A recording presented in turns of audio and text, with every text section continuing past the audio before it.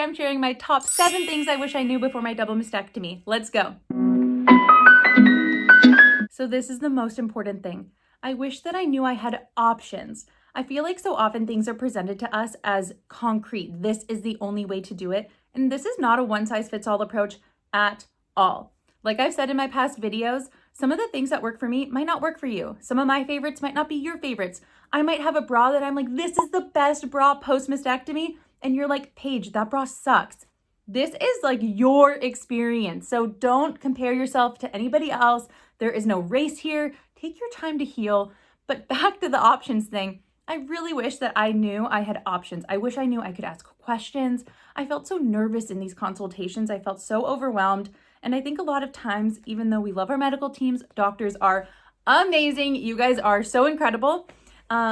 I think a lot of times we get intimidated. And when a doctor presents us with information, a surgeon presents us with information, we take that as that's our only option when really we are in the driver's seat. Like, I don't care if this is corny, we are in the driver's seat. And so I hope you know that when you go into these appointments, you should feel so empowered and strong and like you can conquer the world and ask questions and challenge what they have to say in the sense of if your doctor says, this is how we're doing it, I think it's important to ask, is this how you always do it? Or is this what's best for my body? And if they say, well, this is just what I like to do, then I think it's time to get a medical second opinion. Which brings me to number 2, scar placement. Oftentimes we're able to choose where we want our scars. Mind blowing. I was not told that. Mine were just placed right here under like my foob flaps or foob folds, whatever. But there's options. You can have them going down, under, and this is, I mean, it obviously depends on why you're having the surgery. If it's preventative, it depends on your obese boob size, so your original boob size. It depends, there, you know, obviously there's things that go into this that your surgeon might say, hey, this actually is your only option. It depends on if you're saving your nipples, keeping your nipples, removing them. You know, a lot of things are at play here, but it's always good to ask. I didn't even know that there was another option, is my point.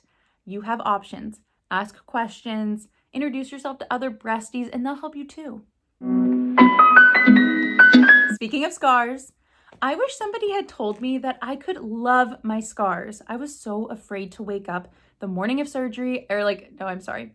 I was so afraid to wake up after surgery and look down at my chest. I remember I was so scared. Oh my God, I was like, I went to go look and the nurse was like, you might not want to look yet. I'm like, no, I need to see. Like, I was so nervous. I really felt like I was going to look like Frankenstein or like some monster or something. I hope that's okay to say. I wonder if anybody else felt like, I'm sure a lot of us feel like that. I was so scared, but I had to peek. And I remember looking down at my body and at my scars for the first time. And I was like, oh my God, I feel so beautiful and strong and so sexy. Like, I wish someone would have been like, babe, you could feel so sexy after your surgery. And I do. I feel so sexy. I love my body. Now, I will admit it has taken me quite a few years to get here and a lot of work, a lot of like, not even self-love because I didn't love myself for a long time. I've had to work really hard at it. So I'm not saying it's easy, but it is totally doable. And if I could do it, you could do it too.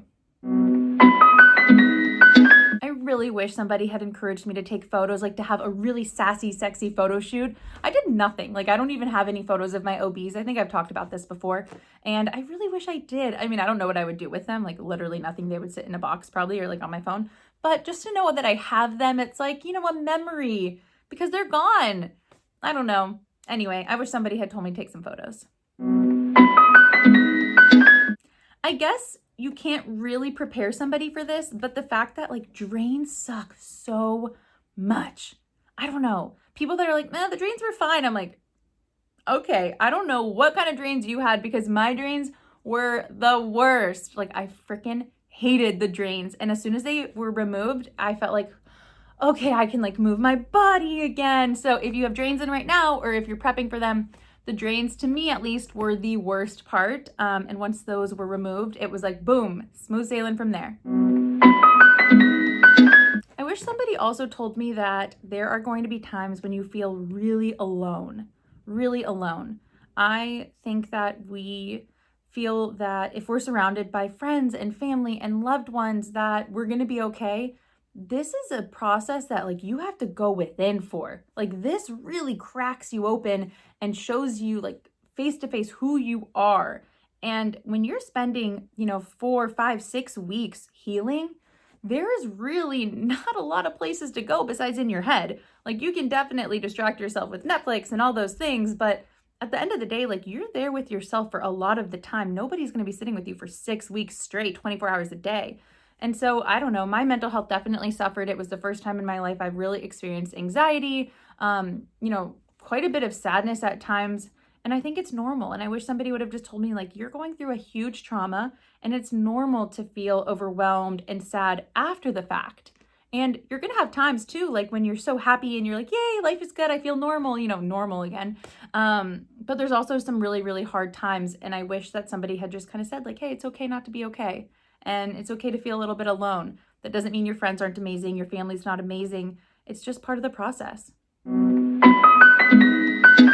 I think they tell you this, but I think that we're so inundated with information that's like so overwhelming and things that I had never heard before. I don't really think it clicked for me that I was going to lose full sensation in my breast. Like, I have almost no feeling in my chest anymore, and even like kind of in my armpits and whatnot.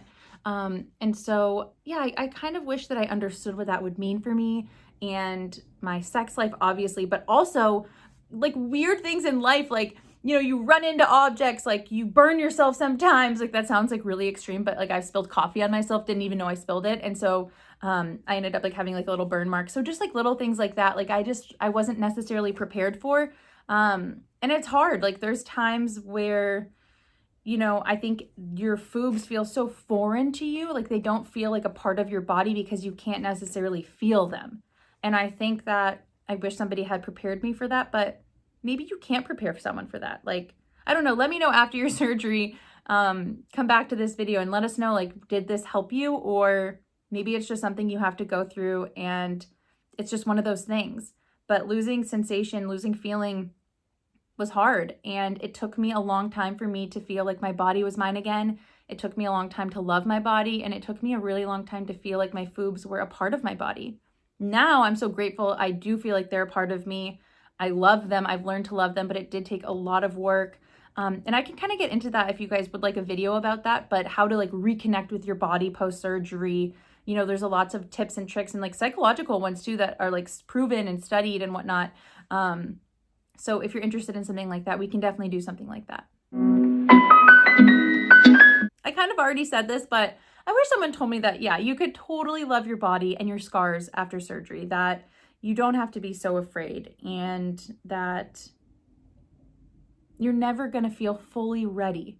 I wish somebody told me that, like, you can do all the prep in the world, you can do all the research, you can have the best surgeon, and you're still going to wake up that morning and just feel like, today's the day. It's just a weird feeling. And so if you're questioning or wondering or just feeling so overwhelmed, that is normal. You are not alone. And just by watching a video like this, you are way ahead of the game. You are going to do amazing. You are so, so loved. You're so supported. And I'm just so happy for you.